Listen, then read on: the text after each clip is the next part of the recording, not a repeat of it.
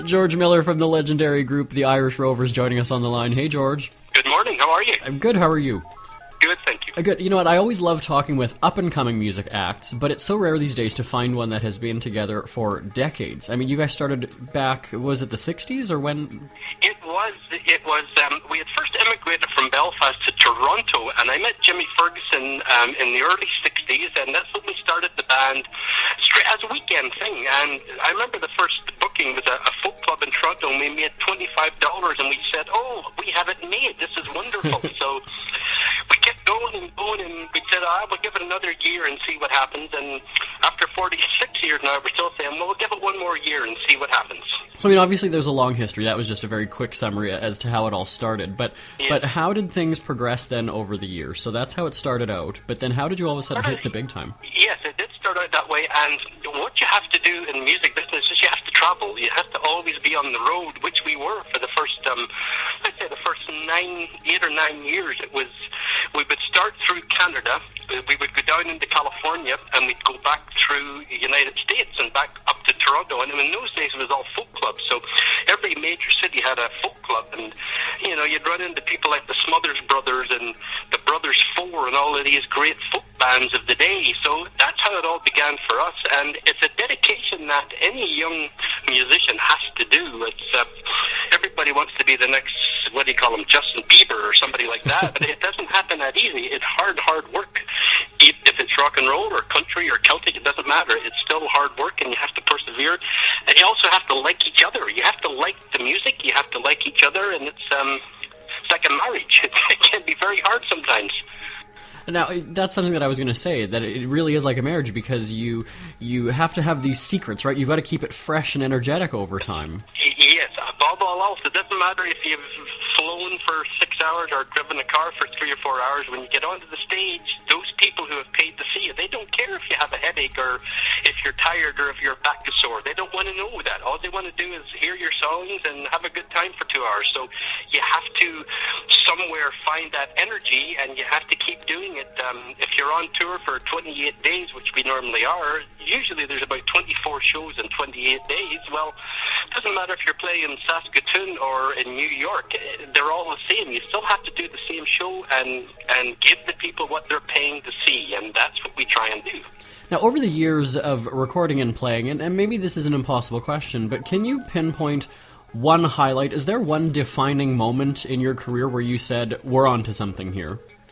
Well, it was, funny enough, it was the Unicorn song. I know that sounds a bit like a cliche, but it was before we were doing an album of these sort of Irish drinking songs, and the producer, his name was Bud Dant, he was a big orchestra leader, he said, do you have anything different that we can put on this album? And we said, well, actually, we do. Every time we sing this little song, people stop drinking or chewing or whatever they're doing out in the audience, and he actually listened to this little song, and maybe we should try this. And we sang for him. He says, okay, we're going to record that tomorrow morning when we start the next session. We said, all right. So as we came into the studio the next morning, there is this young fella sitting there, and it was Glenn Campbell, and he said, the producer said, he's going to play lead guitar on this song, because I think it's really a good song.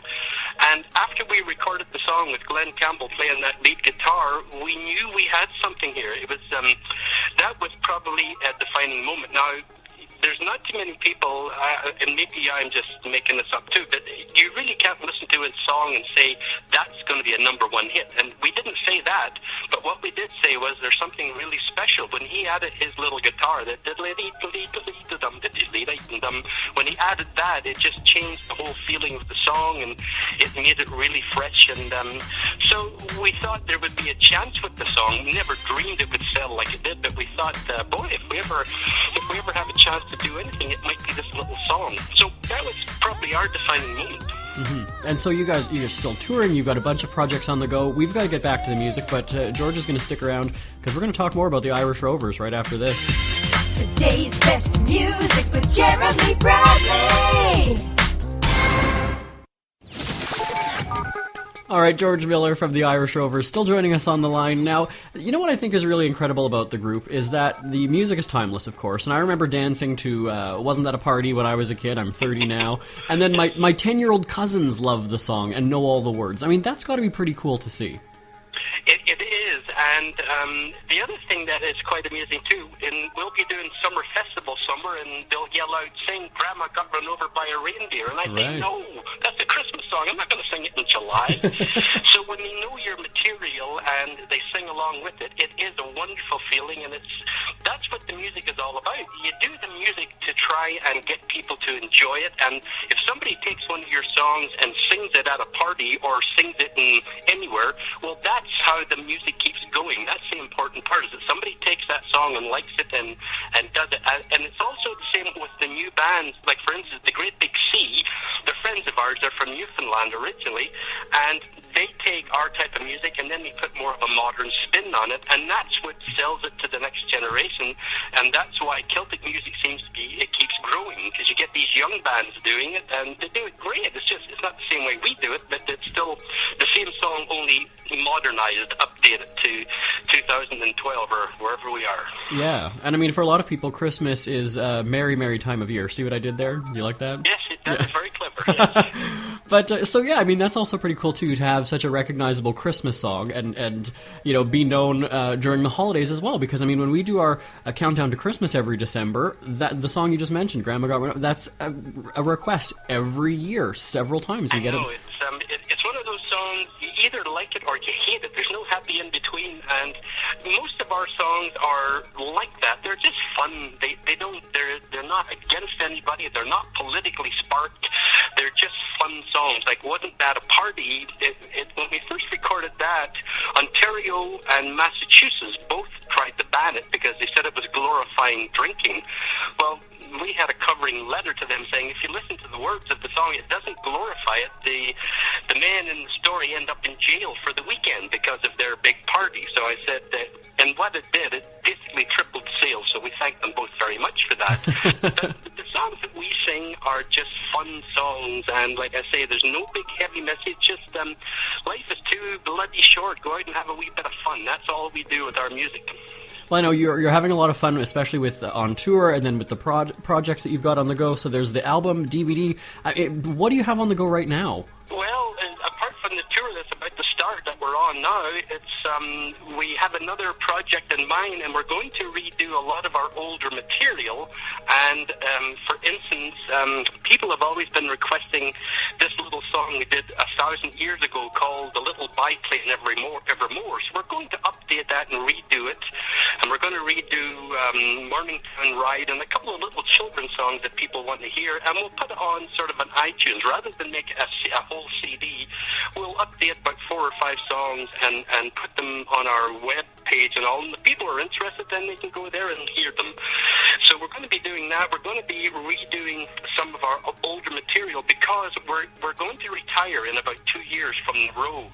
In 2015 marks our 50th anniversary, so we figured that's a good time to sort of hang up our walking shoes, and we'll still keep a hand in, we'll still put out the odd CD, and we'll do special events, but the day-to-day traveling, it's for a younger man, and we're certainly not young anymore, and it's hard on you. It's the older you get, it's getting hard to do a 28-day tour, and every day is a different hotel.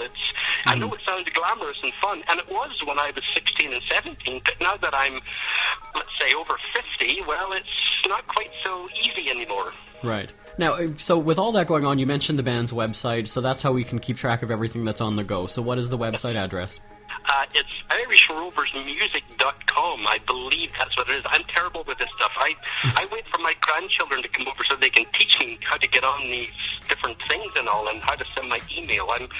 I'm kicking and screaming with these computers. It's foreign to me. That's the beauty of the internet. Well, George, I know that you're going to be heading to Winnipeg in the next little while, so hopefully we'll see you there. And thank you for your time, and thanks to the listeners, and hopefully there'll be no snow in the next week or two for me. Fingers crossed. The hits just keep on coming, and the dancing will be coming for years to come. George Miller for the Irish Rovers. A pleasure talking with you today. Thank you very, very much. Today's best music with Jeremy Bradley.